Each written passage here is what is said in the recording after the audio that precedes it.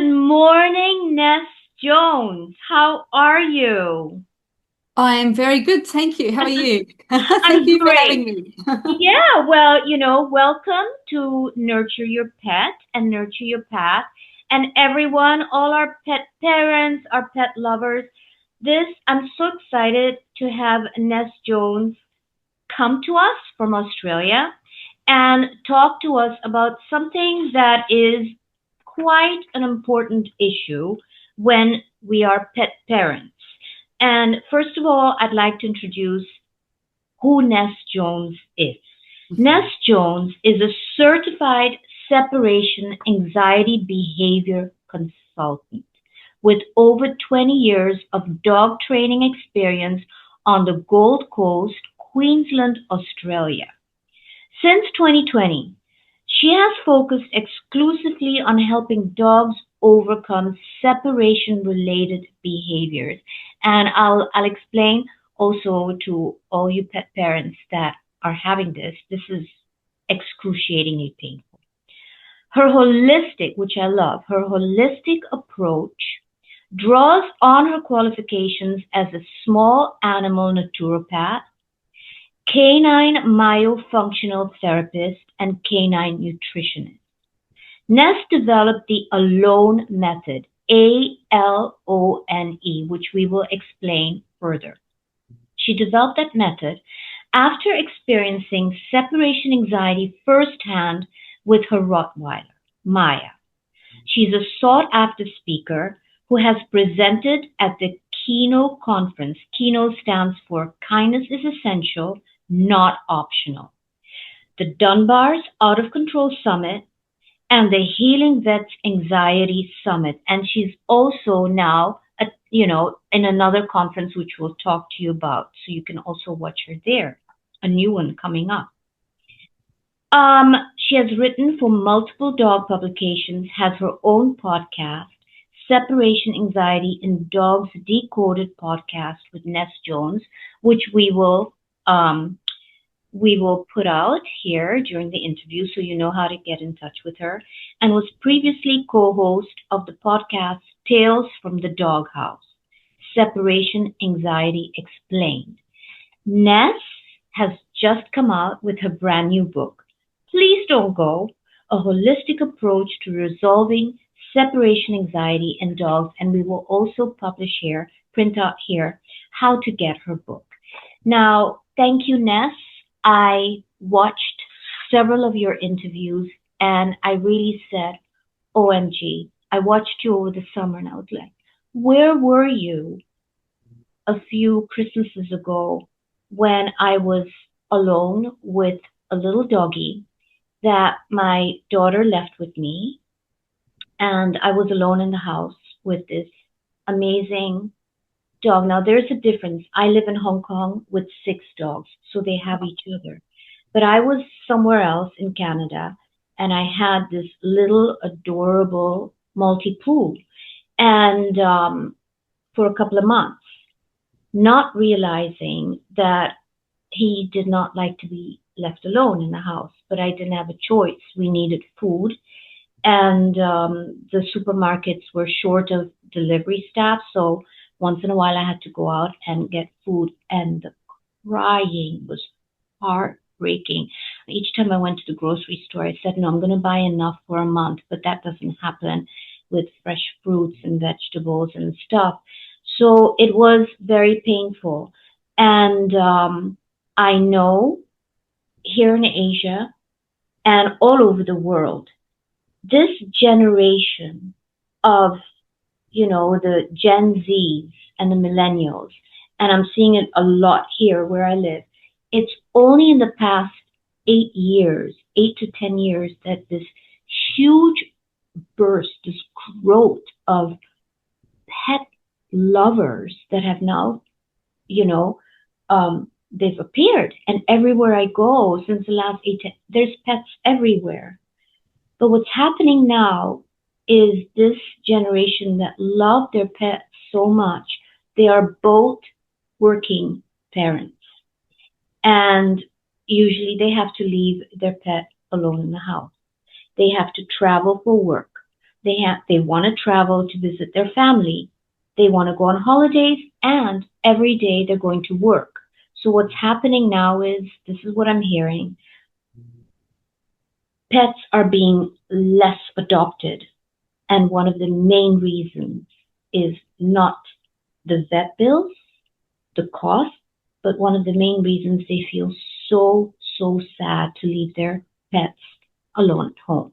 And this is when I heard you speak and I said, wow, Ness, if only, I had known this and beforehand, and I know this is a very, very important topic, and I didn't know there was an expert out there for this. So thank you. I approached you and you were so kind enough to say, oh yes, this is important and I want to do it to help all the pet parents.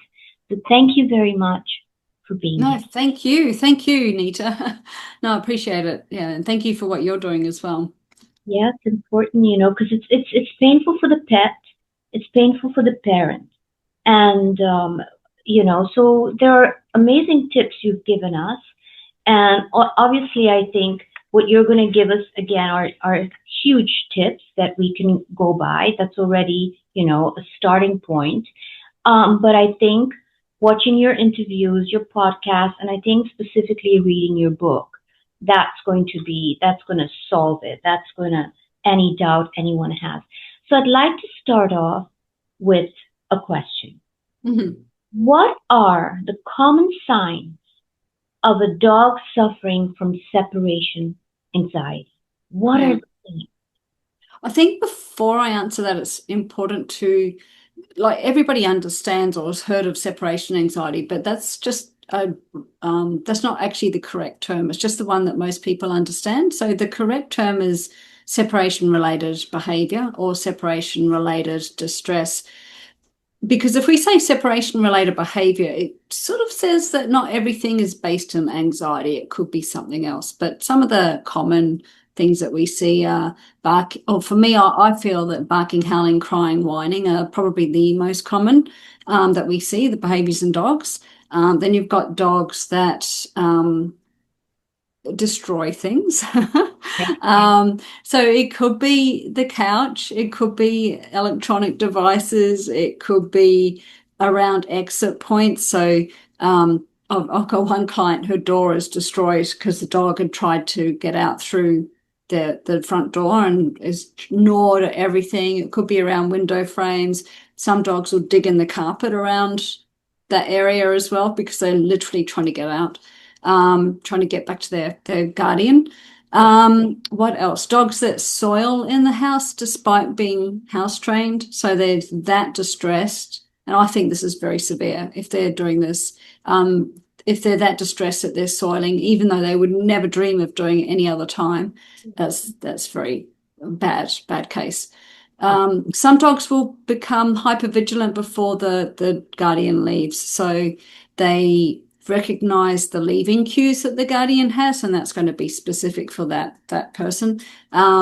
And they start getting hypervigilant. They might start shaking. They might just be, what are you doing? What are you doing? What are you doing? Like that, sort of really getting worried about what's coming next, because once that door's shut behind the guardian, they're alone, they're afraid, so they actually get upset before the guardian actually walks out the door. Yeah. Really severe cases. I mean, look, I've heard of dogs jumping out of two-story windows. Oof. Yeah, bad. Yeah. Bad. And my own dog, like you mentioned, Maya, at the beginning, she dug holes in the plasterboard. So we came home we had two dogs, great big holes in the walls. And we knew it was her because she was the one with the powder all over her snout and her paws and all those sort of things. Yeah. Yeah, so things like that. Most people know their dog is distressed. By the time they come to me, at least, the neighbors have complained about the barking. I actually have heard, I haven't had a client like this, but I've heard of a neighbor calling the police on their next door neighbor because they thought somebody was being murdered in the house. It was actually the dog just crying because it was alone. Correct. Correct. Yeah. And Ness, I mean, it also, I think, different breeds react differently. And I have 6 beautiful different breeds, doggies in my house. But I'll tell you, there have been times where I've had to leave them by themselves. Now, the Yorkshire Terriers he's sitting right there and he's listening to everything. They can be they're smart and they're very clever and they can be, I don't know how to use the word. It wouldn't be vicious, but vengeful. So they soil, but where do they go on my bed? They go on my bed and do it on the bed, and then, we have, so the Yorkie is that. Now I have a golden retriever, Ollie, he's right behind me. And, whenever I will travel and I'll open my suitcase, they will immediately jump in the suitcase. And the Yorkie gets very nervous, so he shakes. Or the other one goes sulking. So while I'm packing, he hides under my pillow and he has his bum facing us while we're packing. So it's also your relationship with your pet, their signs. And I get my car key, even though there are people in the house. When I get my car key, some of them get nervous. The different breeds are different. Or I start putting on my nice shoes and they start really, I would say getting quite anxious. And that for me, they don't bark, they don't cry. But what's happened also, because this spurt of millennials and Gen Zs, and also I would say part of baby boomers, their love for pets is just tremendous everywhere.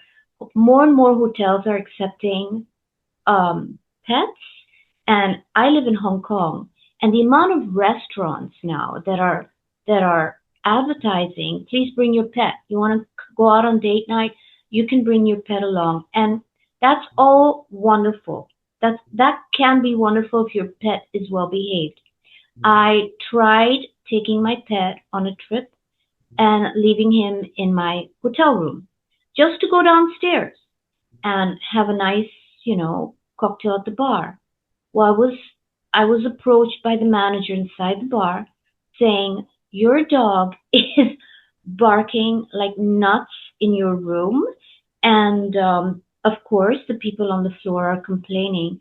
So thank God the bar was pet friendly, so I could bring him down to the bar. But yes, um, it has definitely, and thank God I do have assistance, but the younger generation do not, and therefore these tips of yours are so. By the way, Ness, how about cats?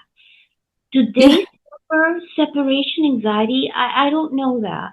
Yeah, they totally can. And No, parrots. not separation anxiety. Sorry to keep using that word. It's No, it's okay. It's easy. It's separation. easy for people to understand. So yeah, cats can definitely have it. I haven't had any cat clients, but I've definitely heard of cats with separation anxiety and also parrots. I guess any animal really. So yeah, Right. interesting. Yeah. So now pet parents have tried on their own to tackle this issue, right? And leaving all, extra treats, extra toys. I tried tackling it with playing music, very soft music in the house. But you've seen what in your experience, have you seen some of the worst things that pet parents have done unconsciously, not realizing that it's highly damaging? What are one or some of the worst things? Because you mentioned one, and I'm telling you, I will admit I'm guilty of one of them, and I did not know. And what I did was let the dog bark because when I come home, he's quiet. But and so I did it only a few times when I had to go grocery shopping, but what I heard you say was that's not okay. So I would love for you to tell me what are definitely don't do's in your. Hmm. So what you mentioned is very much a common mistake, and I think it's probably the biggest mistake. So when we talk about this type of training, we're talking about threshold training and gradual exposure to safe absences only. And the threshold, the easiest way to explain it is is the panic line. So if they're over threshold, they're panicking. The door's shut. There's going to be a period of time where the dog's okay. Maybe there won't be. It depends on the dog.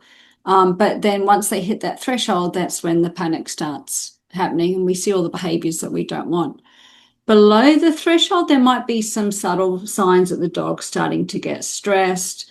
Um, and but the object of this training is to keep the dog well under that threshold, so that they're having, every time they're by themselves, they feel safe and they're confident and comfortable about that happening.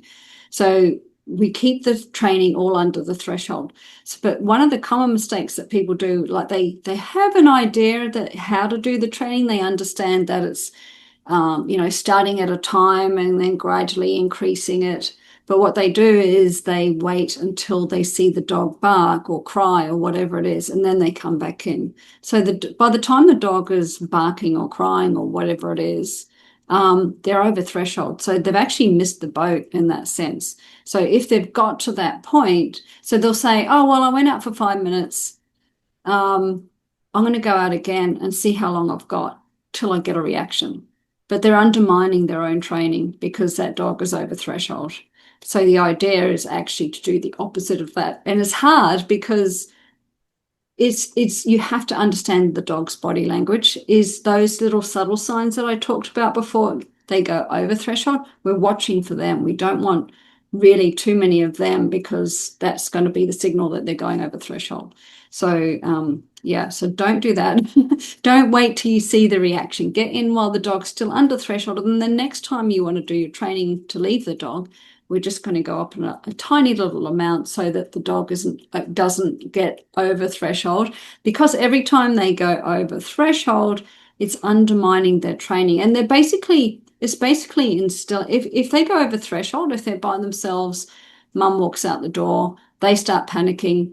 Every time they experience that, it just instills in them that when I'm by myself, I'm scared and I'm panicky and I don't like it. So a lot of my clients, everybody's told this. You talk to your family and friends when your dog can't be by themselves, and somebody will say, it's just a dog, just let them bark it out. It's a puppy, they'll get used to it. It's fine, they'll get used to it. And but my clients, they always say, oh yeah, I was told that advice, I tried that. And I'm like, how did that go for you? And they said it got worse.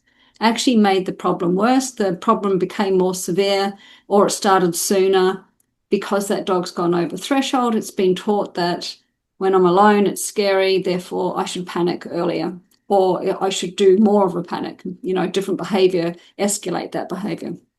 So Correct. that would be a top tip. Thank Don't you. do it. Thank you. So now, Ness, for example, and it's happened to me. I've been alone with a doggy, and I just wanted to go down to the gym.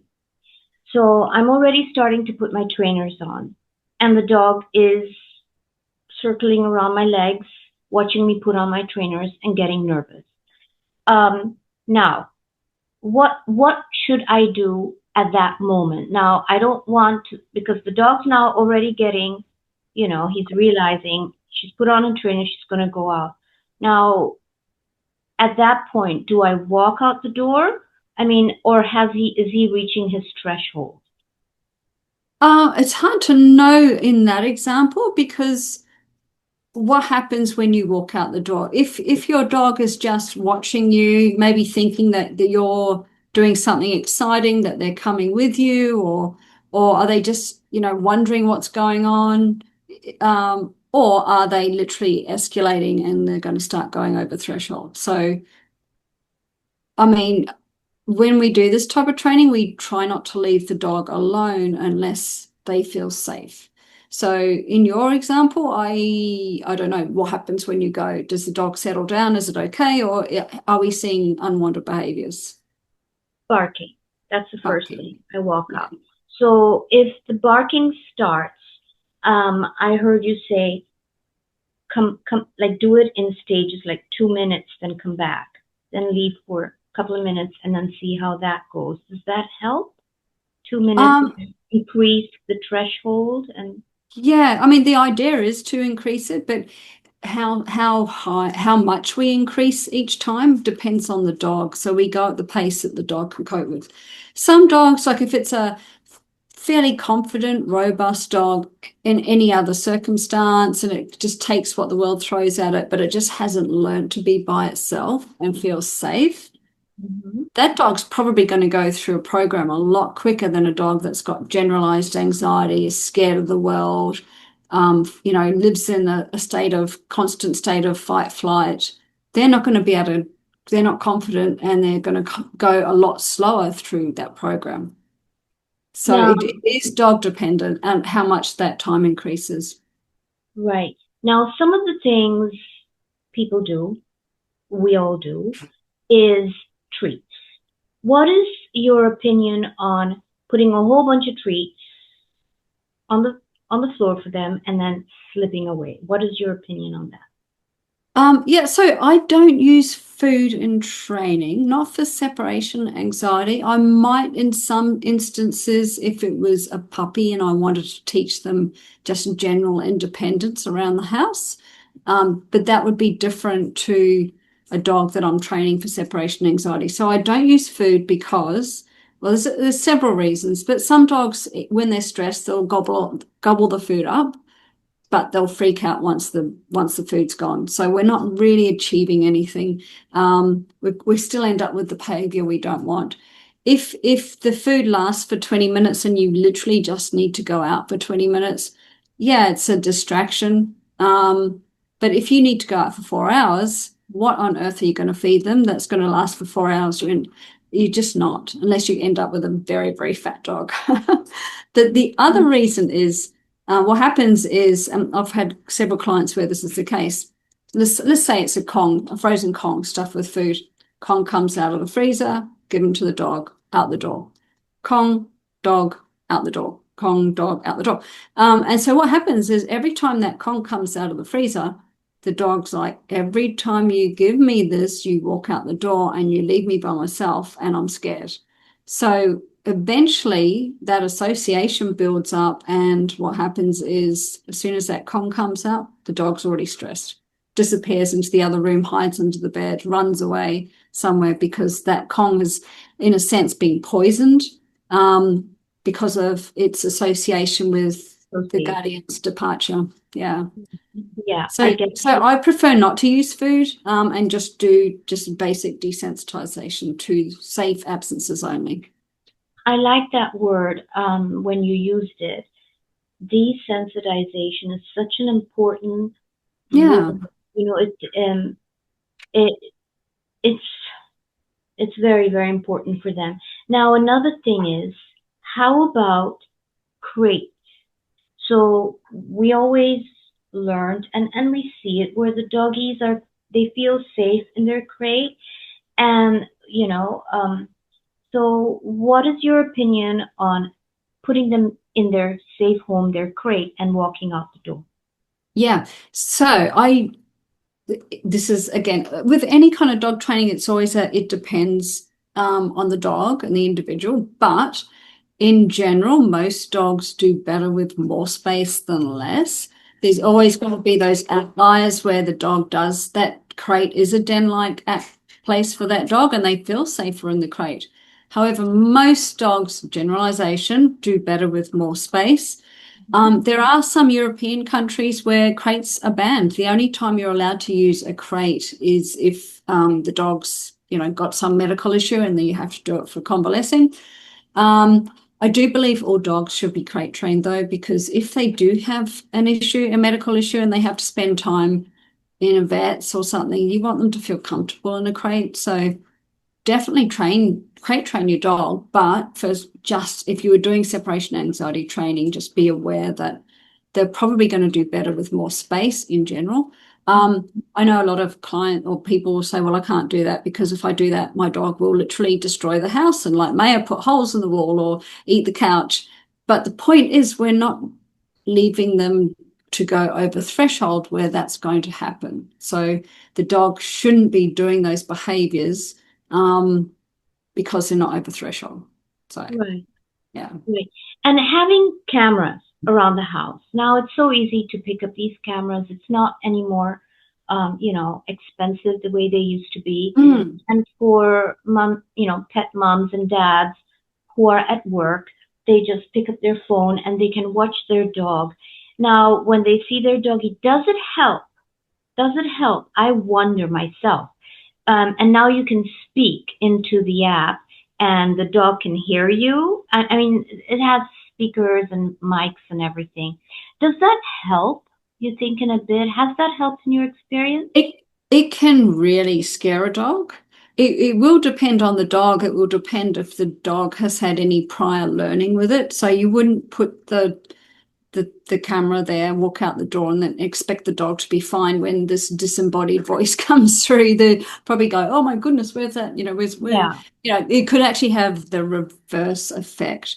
I have heard it work for some dogs, but yeah, I would probably. I mean, you can't watch your dog all the time on your phone. So if you're at work, you can't Yeah. watch it the whole time. So if your dog's doing something you don't want it to, you're not necessarily going to see it anyway because, your timing might be off. I'm not a fan, I'll be honest. I just Yeah. prefer just to do the training and make them feel safe.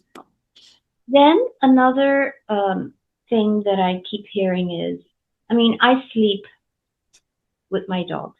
Okay, I even have steps for the little ones. Ah. I've made like little steps for them, and I sleep with them. They say I you know the if you sleep with your pet, that makes it worse Yeah. when you separate from them and go to work or go out with your friends. No, that's I don't know who they are, but that's not true. In fact, the Mayo Clinic did a study about dogs and people sleeping together. It's actually really good for you, and them. Um, Yeah. Dogs are social animals, but they're also social sleepers. So if you see, they want to sleep with you. So, well, not they don't have to be on the bed, but they do like to be, close to you if they can. But there's plenty of dogs that don't sleep with their guardians and they do have separation anxiety. There's plenty of dogs that don't sleep with their guardians and they don't have separation anxiety. There's plenty of dogs that do sleep with their guardians and do have separation anxiety, and there's plenty that do sleep with their guardians and don't. So there's no real correlation at all. So yeah, I sleep with my dogs as well. So. Hmm. What are your thoughts on medicating? Yes, so I always say I'm not a vet, so I don't like to talk too much about medication, except to say I've had if a dog is my personal opinion. So I know some trainers won't take on clients unless the dog is on medication. And personally, I think that's really wrong. There's plenty of dogs that just literally haven't learned to be by themselves. It's not that they're necessarily anxious. It could be so when we had the COVID lockdowns, Yeah. there's a lot of dogs that were adopted into their homes. They had 24/7 access to their guardians for 2 years. Life started going back to normal, and they're like, I don't understand why are we not together anymore? And they literally had never learned to be by themselves. And if they're normal, robust, confident dogs, and that's their only issue, I don't necessarily think they're candidates for medication. They may be if we got up to a point in a program and they got stuck and they weren't progressing and they were going backwards or they were regressing or plateauing, and we just needed something to get them moving again. Although in that instance, I would probably be looking at maybe a herbal natural remedy first, and then maybe look at medication thereafter if we really were stuck. However, dogs with generalized anxiety, like I mentioned, the ones that are living in fight flight 24/7, I think it's a kindness to put them on some sort of meds, simply because can you imagine living with that feeling all the time? If it was us, like it's a horrible way to feel when you get that knot in your stomach and you're just wary about everything. It's not nice. And so maybe those dogs do need medicating. But I don't say, hey, your dog needs medicating. I say, hey, I think you should have a conversation with your vet because your dog might need some extra support. And then again, it's like, what vet do we go to? It's like a human GP. Some have got an interest in skincare or, skin skin issues. Others might be men's health or women's health or nutrition or what have you. And it's the same with vets. They've got things that they're more interested in. So you want to get to a vet that understands how to properly medicate a dog. And some vets will say, hey, this is beyond me. And they'll say, go to a vet behaviorist, which charge an arm and a leg. They're not cheap, but they're more skilled in prescribing medications. So I want to talk a bit about your training. First of all, I have to say that I think I don't know how we will talk about it, because what you're dealing with is not behavior. You're dealing with emotions. So I think this training, in my mind, it's a whole different way of approaching, your pet. So first of all, how do you train? Can you train remotely? You sitting in Australia, and we need help in the US, in UK, in China. How do we do this? How can we get our puppies? Or, oh, by the way, before you say that, puppies, before I forget, this question was on my mind. So let's say someone wants to adopt a pet, a dog, from a shelter, and he's about 5 years, 6 years old. So he's already an adult dog. You bring him home, and you're all happy and everything, but now you realize they're dealing with this separation problem. Is it too late to train a dog at that age? Is it better when they're puppies? I do want to know that. Yeah. I've had 10-year-old clients. So, yeah, no, you can definitely. With a puppy that's coming into the home, I like preventative. I really like working preventative cases because it's so much easier to get it right in the first place than try to fix a problem once it's, not working anymore. So, but yes, you can definitely, certainly. So with a 5-year-old coming into the home, I really just wouldn't leave it alone initially. And then I would just start with some jaw desensitization and then gradually building up that time. So in that respect, we are being preventative as opposed to reactive. It's a lot easier to fix and a lot quicker to fix, to be preventative and reactive. But of course, sometimes, especially if it's a rescue, we don't know, we may not necessarily know what the dog's past is, how many homes it's had. So it could actually come into your home and maybe you're the 5th home because people keep returning it because they don't want to deal with the problem. So, we have to acknowledge that and start working with, in that case, we're not being preventative, are we? We're being reactive, but yeah. And just before we get into your how we can approach you and how, and work with you in behavior training for their separation, emotional training. They also, people say, but sometimes, we talk, we mummies and daddies, we talk. I hear this quite often. Don't just get one doggy. If you go to shelter, come home with 2 so they have company with each other. So what is your take on that? Getting another dog, yeah. So it depends. So some dogs, they just want another creature with them. Doesn't even have to be a dog. It could be a cat. So it really is going to depend on the dog. Some dogs will be happy with another dog. Some dogs, it's not another dog or another animal. It's the human they want. Right. And so it really does depend. If you had 2 older dogs and one of them passed, and then all of a sudden the one that remains suddenly gets separation-related behaviors, then yeah, that might be a good case of getting another dog to keep it company. If it was literally triggered by the death of the other dog. So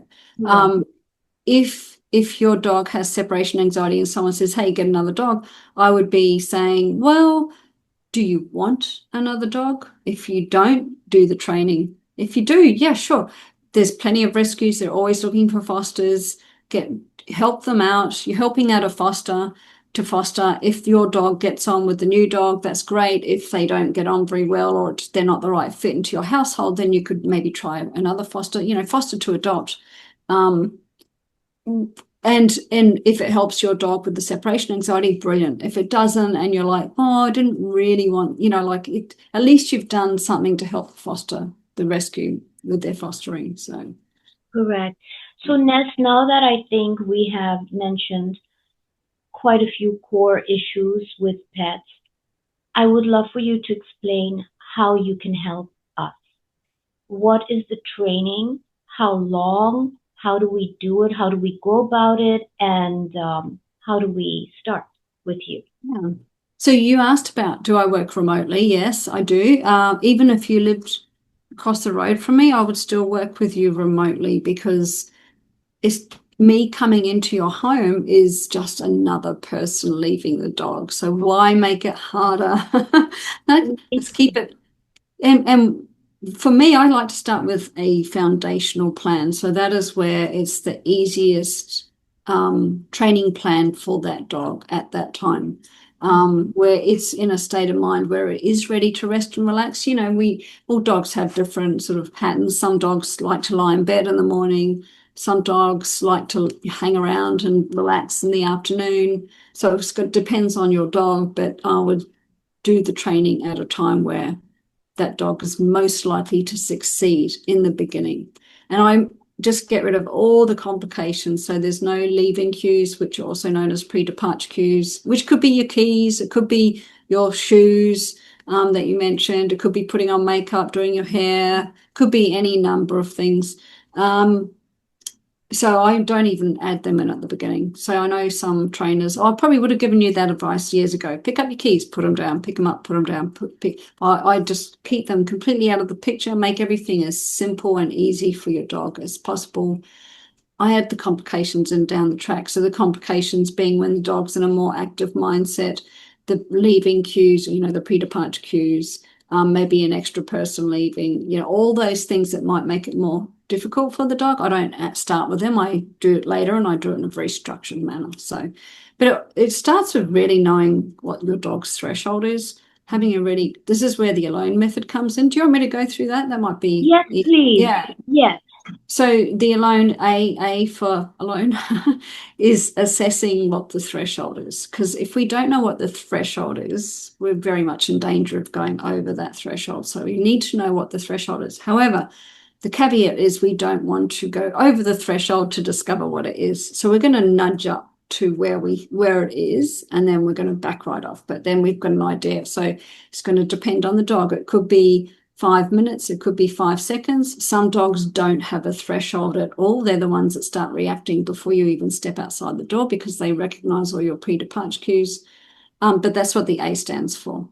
L stands for learning how to be home alone and feeling safe. So it's about what I call the 4 C's. So they feel confident, they feel calm, they feel comfortable, and they're consistent in their training. Consistency is really important, not just as in the dog's done, let's say they were alone for an hour, and it was the first time they've ever been alone for an hour. That's personal best. It's not consistent until they've done that hour plus, but they've got that solid hour over and over. So that consistency is really important. But the other consistency is that the guardian trains more than once a week, because we can't show the dog this picture and say, well, I did it a week ago, why can't you do it? They need a bit more consistency than that.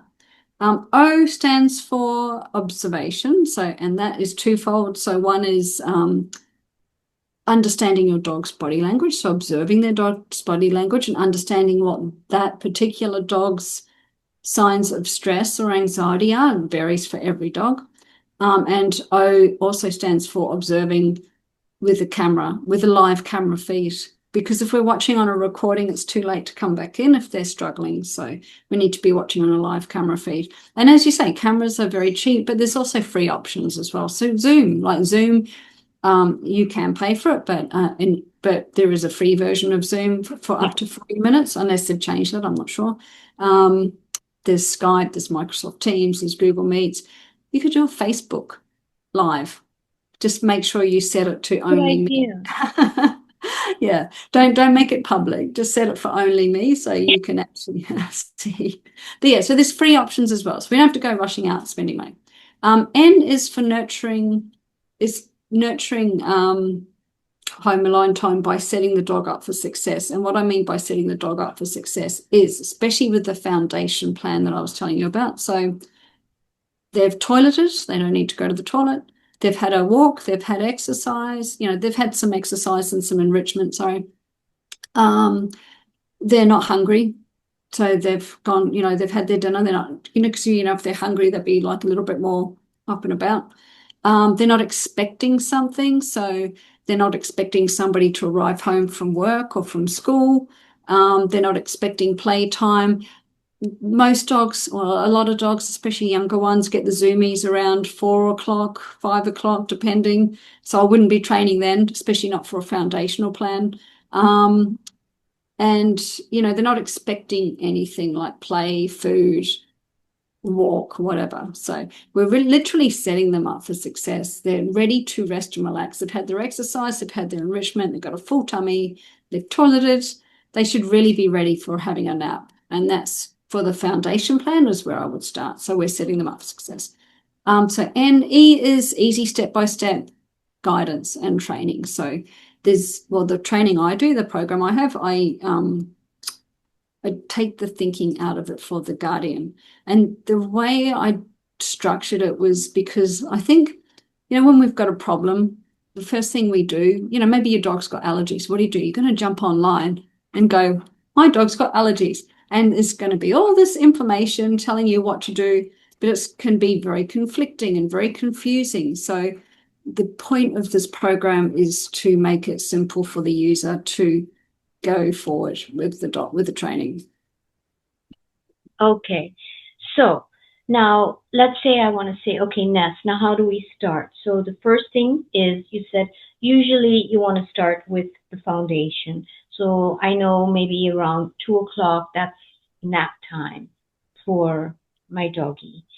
Then would you pick that time when the dog is not expecting anything, that's not food time or exercise, they've done their exercise in the morning. So I'll say, okay, how do we start? Now, how do we set up? Is it you're going to do it like on a Zoom or by video with the pet parent? How do you start the training? On me Yes. specifically? No, well, it depends on what program they're in, but they're in. The idea is to figure out what the threshold is first. So Okay. Once we understand what the threshold is, then we have an idea where to start the training. I tell them what to do, Yeah. and then depending on the program, I'll watch their videos or not. But yeah, it's literally they do the time that's been set for them, which is going to depend on that dog's threshold. They do some warm-up steps, they do the absence. Then we decide whether we go up in time or down in time. So let's say, for example, the dog, you're on a 5-minute absence with the dog. If the dog does well and they mastered that session, then we'll go up in a tiny little amount. And it's gradual exposure therapy to safe absences. But if we go 5 minutes, 10 minutes, that's going to be too much for that dog, for absolute sure. If the dog doesn't, if we're trying to do 5 minutes and the dog struggles and doesn't even get 5 minutes, then that's information. That information means we have to put the time down for the next session. So, it's each session is, we have a look at it, we see how the dog goes, and then we formulate the next plan depending on that session. With my particular program, I do have a do-it-yourself plan program, if you like, but there's plenty of support. So they decide the threshold, they do the training, the steps are given to them. So I use a training app where, if they have their 5-minute time and the dog does well, the app will actually give them the next training plan, and whether it does well or whether it does badly, and it's all done. Then there's group classes as well. So the thing with group classes is that's where we talk about your dog specifically. So it's not broad. and it enables us to have the conversation, because without that conversation, it's harder for me to help. So, for example, apartment living is different to a house. Like Oh yeah. somebody living in the suburbs with dogs and people and kids going past is going to have a different outcome to a dog that's living in an apartment building. That's like, I had one client, she was in a high rise, and it was really echoey because there was 4 tall high-rise buildings facing each other, and there's lots of weird noises and lift noises, and so completely different. And then I've had another client that lived in the woods, and the Yeah. problem was it was a little bit noise sensitive, and there was people firing off guns in the woods. Oh, So that was a tricky kind of thing to overcome. So yeah. yeah, that's why I like to have that conversation and talk to people and say, okay, what's going on with you? What's the setup like? Blah, blah, blah, blah, blah. So, Yeah. So, Ness, we are displaying, your website and your book, and also from your website, and also, your membership program, which is decodingyourcanine.com, which we will also display. So, through these two websites, nessjones.com and also the membership program, it's decodingyourcanine.com. Will they have all the information on what you do and how to approach you? And you also have a wonderful Facebook or YouTube, no, podcast going on YouTube, correct? Or is it on Facebook? no, it's on YouTube and also my website. Yeah. Okay. Yeah. So there, I mean, I've watched some of those, but I just couldn't remember No, whether it's it too was many. on Yeah. Facebook or YouTube. Um, but yes, a lot of tips there, but I think predominantly is getting in touch with you through your website, your book, which is a treasure. And, this is a problem where all pet parents go through it. All of them, especially when they only have one dog in the house and both are out of the house, because the days of women wanting to raise their family, being an exceptional homemaker and all that, it's becoming less and less. So there is now always the house is alone or the apartment is alone, and then you have your doggy. And the worst thing is when you come home and you open that door and that unconditional love that they give you, even though you see your whole house is wrecked, you know, your pillowcases, everything, but they come and they just love you, and you're like that guilt each time you have to go back to work. So this was a very important issue with pets, and it's also becoming very difficult for shelters, to have dogs being adopted. It's huge for Yeah. them. They're saying, yeah, this is they can't deal with this. They're like, okay, then what do we do with this adorable babe, that's coming into our house, and then we have to leave them. Is it fair to them? So I thank you so much for this, Ness. If there's anything you would like to add, please, if there's anything you would like to add to the viewers or say to us or warn us. Yeah. Just don't give up. There is help out there. Thank you. You can overcome Oh, this. And um I guess just be patient and empathetic with your dog, because they don't understand. They're not trying to get back at you. They're not being nasty because you left them. They're not dogs don't think like that. They're literally panicking and yeah, fearful. And I think a lot of guardians also have separation anxiety from their dogs. I know I do. yeah, Just try to be calm and be patient and just be compassionate, because they can't help it. And in terms of time frame, how long does it take for a dog to get over this? That yeah, is literally going to depend on the dog, right. how consistent the training is. If they have over threshold moments, that's going to undermine your training. If they need medication because they've also got generalized anxiety, please look into that. But it is fixable. So and help is there. Thank you. Thank you for, giving us the hope and knowing that this is fixable at whatever age, and as long as we're consistent with the training. Ness, thank you so much. And I know there are people going to reach out to you and get in touch with you regarding training, your book, and your website. And I thank you so much. And please, if you come out with anything new again, another book, do let us know. I will do. Thank you so much, Nita, and thank you for what you do. Take care. Bye-bye.